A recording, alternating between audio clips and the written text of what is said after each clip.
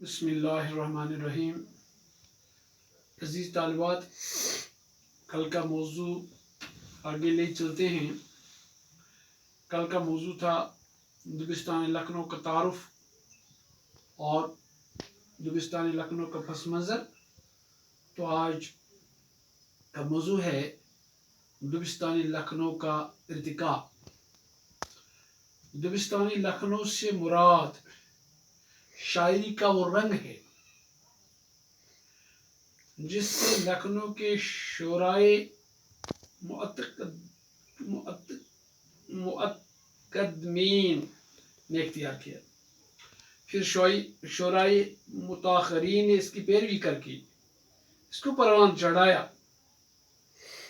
یعنی شروعات کے جو شعراء تھے اور آخری جو شعراء تھے انہوں نے اس شاعری کو پروان چڑھایا، ترقی دی، پنپنے دیا. لکھنؤ کے دبستان کا رنگ بالکل دلی سے الگ، یہی الگ اور امتیازی رنگ دبستانی لکھنؤ کہلاتا ہے. اس کی شروعات سلاطین اودھ نے عیش و نشاط کی محفلوں کو پروان چڑھا کر عوام اور صوبے کے لیے امن و امان کا ماحول قائم کیا. اس عیش پرستانہ ماحول میں انہوں نے شاعروں کی بھی حوصلہ افزائی کی، ادیبوں کی، شعراء کی، ملک کے باقی حصوں سے شعراء اور دوسرے اہل قلم حضرات بات کر لکھنؤ آئے اور یہاں ہی کے ہولیے، راگ و رنگ اور رقص و سرور کی محفلوں کو بہت مقبولیت ہوئی. ہر گام اور ہر نکڑ پر مشاعرے منعقد ہوا کرتے تھے. شاعری کے چرچے ہر طرف پھیلائے گئے. عمرا، رئیس اور عوام شاعری کے دیوانے ہو گئے. اس دبستان کا آغاز مصحفی اور انشا کے ہاتھوں ہوا. چونکہ یہ دونوں دلی سے لکھنؤ آئے تھے اس لیے ان کی شاعری میں دلی کا اثر پہل نمایاں رہا، لیکن بعد میں لکھنوی ماحول کے تقاضوں کے مطابق ان کی شاعری میں بھی تبدیلی آئی.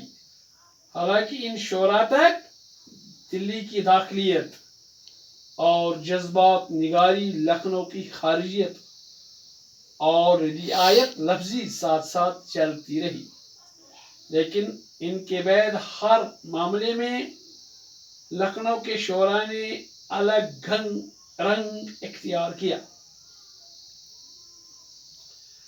لکھنؤ کی شاعری میں فکر و فلسفہ ناپید ہے اور ظاہر داری پر زیادہ زور دیا گیا ہے. سود گدازی کی کمی تصویر تکلف لکھنویت کا دوسرا نام ہے. حقیقی دنیا کے بجائے خیالی دنیا اور سراپا نگاری کی باتیں ہیں. لکھنوی شاعری روایتی مضامین میں نئے مبالغہ آمیز اور عجیب غریب پہلو تلاش کرتی ہے. جذبات کے بجائے تخیل کی دنیا میں ہی محو ہے. لکھنؤ کے شاعر عشق و عاشقی کے واقعات اور وصال کے معاملات کو کھل کر اور مزے لے کر بیان کرتے ہیں. یہاں کے شعراء نے جذبات کی پاکیزگی اور متانت کی دجیاں اڑا کر نئے رنگ پیدا کی. معاملات اس میں عشق کے موضوعات کو یوں باندھا کہ پڑھ کر پسینہ آنے لگا. لکھنؤ میں عوام خواص کو لفظی رعایتوں کا خاصا شوق تھا، سب اس کے دیوانے تھے. یہ اثر شاعری میں نمایاں رہا. یہاں کی شاعری کبھی کبھار صرف لفظوں کا کھیل رہ جاتی ہے. لفظی رعایت کے لیے شعر کے مفہوم کو قربان کیا جاتا تھا. لکھنوی شاعری کا محبوب موضوع عورت سے منسلک جذبات کو لکھنؤ کے شعراء نے مزے لے کر بیان کیا. عورت کو لکھنؤ کے شعراء نے عریاں کر کے رکھ دیا. انہوں نے ہر معشوقہ کو طوائف کی صورت میں پیش کیا. اس ضمن میں شاعری کی نئی صنعت ریختہ وجود میں آ گئی. اس میں صرف عورت کے جذبات بیان ہوتے تھے. اس کے علاوہ لکھنوی شاعری کی نمایاں خصوصیات میں غزلوں کی طوالت، قافیہ، پیمائی، پیشدار تشبیہ اور استراد اور سود گداز کی کمی لکھنوی شاعری کی نمایاں خصوصیات ہیں۔ اس کے علاوہ یہاں تصوف کا نام و نشان بھی نہیں ہے۔ اس دبستان کے بنیاد گزار نمائندہ شاعروں میں شیخ غلام علی مصطفی، سید انشاء اللہ خان انشا، شیخ کلندر بخش، حیدر علی آتش، شیخ امام بخش ناسک وغیرہ کے نام قابل ذکر ہیں۔ اور ان کے یہ تو پہلے شعرا ہیں۔ ان کے بعد جیسے میں نے پہلے فرمایا تھا متاخرین جو آخر میں آئے،